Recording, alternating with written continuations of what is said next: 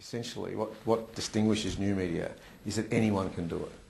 Okay, so anyone can set up at home. They can set up effectively their own little publishing arm. They can set up. You don't need to own a newspaper. You don't need a TV station or a radio station. Basically, everyone can get on to the web and have their say. The other thing that distinguishes new media is that it's essentially interactive. Okay, so it's not communication which is going from one person to a whole lot. It's communication between two people. So it's like a conversation, if you like. Right. Is it a fad, and what's the relevance for communication professionals? Okay, there are certainly some elements of new media which are fads, and so one needs to be very careful because some new media platforms have been set up and they simply haven't lasted. Friend feed, for example, was one thing that was set up. It was going to be the next big thing, and it's no longer in existence. On the other hand, if you look at things like Facebook, Facebook has 300 million users. Now that's bigger than most countries. And that's clearly not going away. Twitter, in a very short time, is another example. That's got more than 15 million. So they're not fads. Okay, the actual medium, they're not fads. Some of the players in it are fads. So you need to be very careful when you approach this, that you're not getting caught up in the fad, but you're actually using these things as effective communication tools. Right.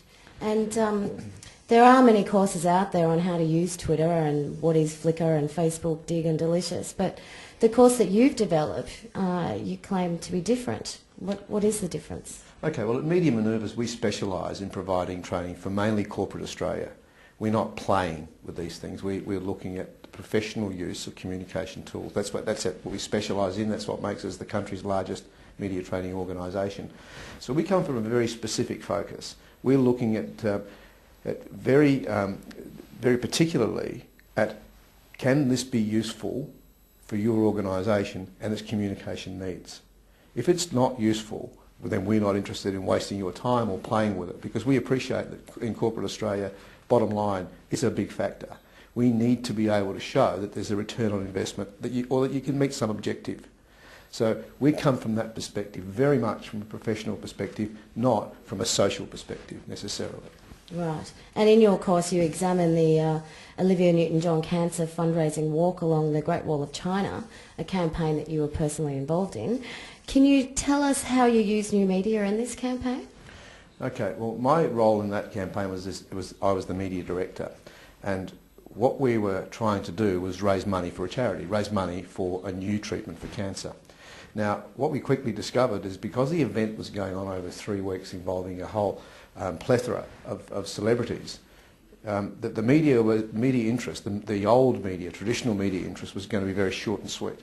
So for example, someone may do a news story one day, then not cover the rest of the 3 weeks. Now that didn't meet the objective of having the thing exposed to such a level that ordinary people would give donations. So what we did was we set up little new media platforms for each of the celebrities. Okay, so what we did was we made daily YouTubes. We made daily videos for each of the celebrities, and in these YouTubes they would talk to their friends. Then we would email their friends and say, hey, guess what? There's a special thing on YouTube just for you. So the friends would then go, now the friends may be the Essendon Football Club, for example. So the Essendon Football Club would go and visit one of the celebrities on YouTube, and there they would be asked, hey, this is where I am in China, I'm talking to the Essendon Football Club, this is what I've got here, look at my jumpers, Essendon jumper, and I'm on the Great Wall of China, what about you kick in and help us for cancer?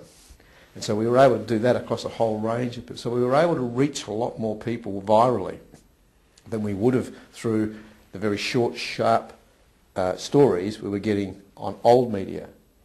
And the other thing we were able to do was we were able to release through new media things like the hit song that was recorded with Delta Goodrem just for the event. So rather than do it in the normal way, we put it out through new media, we made a film clip on the run, and it travelled virally. And within a matter of hours, there were thousands of hits on YouTube, and everyone was talking about it, and it just spread across the net. So it really educated me in just some of the things that are possible using this new media and how quickly it can travel. Mm. And how would you suggest communication professionals begin to use new media in their communication campaigns? Okay, I think the key thing is understanding that we're not playing, that approaching it professionally. I think you need to look at is very, very clearly it is at what it is you're trying to do. What's your objective? Because the thing I've noticed with new media is if you just go in there without an objective, you get sucked into it, and you can take up hours and hours and hours of your time, and you really don't know what it is you're doing. One of the things that's often said about new media, new and social media, is it's like a bit like teenage sex. Everyone desperately wants to do it until they've done it, and then when they've done it, they're thinking, what was the fuss all about?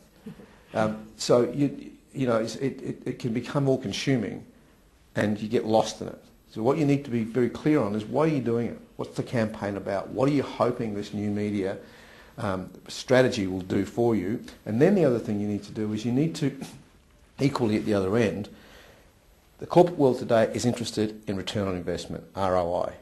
So you need to have an objective measure that you can look at and say, okay, this was our strategy, this is what we wanted to achieve. What objective measure can we use that's going to tell us whether or not this has worked?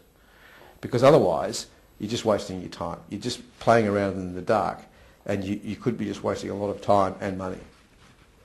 What if there's resistance from managers, directors, board of management, etc., when communication professionals suggest incorporating new media into their communication and media strategies?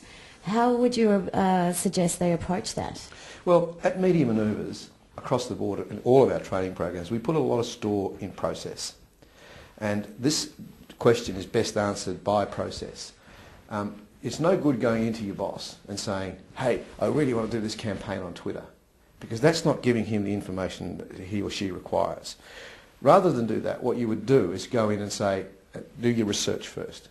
Look clearly at your objective, find some other examples where people have done a similar thing to what you're trying to do, and lay that out. Okay? Stick your neck out to the extent of saying, this is what I think we can achieve, and these are the things we can measure our achievements by. And put a figure on those. And then go and show that to your boss by way of a presentation. So present what it is you're trying to do, how it is you're going to do it, what do you think the return will be, and how you're going to measure that. Then your boss has got the information he or she needs to be able to make an intelligent decision.